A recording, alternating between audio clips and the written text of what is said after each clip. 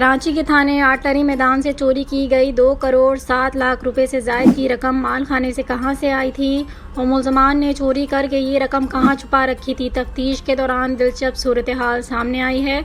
Superintendent of police investigation के मुताबिक रवां साल फरवरी में आटलरी मैदान थाने की हदूद में मेहरान अंडरपास में 4 मुसल्लम मुलजमान ने लाहौर के एक सुनार को रिक्शे में लूट लिया था।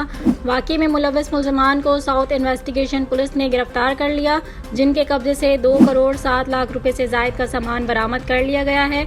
जाहिदा परवीन के मुताबिक मुलजिम के खिलाफ मुकदमा अदालत में ज़ेर समाअत है और तफ्तीशी अमला हर पेशी पर ये रकम अदालत में पेश करता है।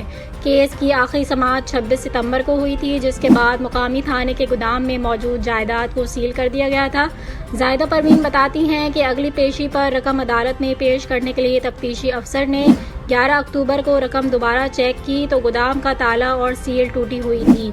कमेटी मेंबर हिजाम के पास गया। इनका कहना था कि इस वाक़े में मैदान आटलरी थाने के एक क्लर्क और असिस्टेंट 15 एहलकार मुलव्वस थे।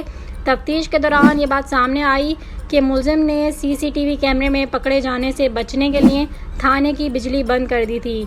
वाक़े के बाद बिजली बहाल कर दी गई। के बारे में पूछगछ की गई तो मुलजिम को फारिग कर दिया गया। मुलजिम ने माल से 7 लिफाफों में रखे हुए 2 करोड़ 7 लाख रुपए से ज़ायद की रकम चुरा ली और इसमें से ज़्यादातर को मुआविन पुलिस 15 के अफसर के घर इमानत में रखी।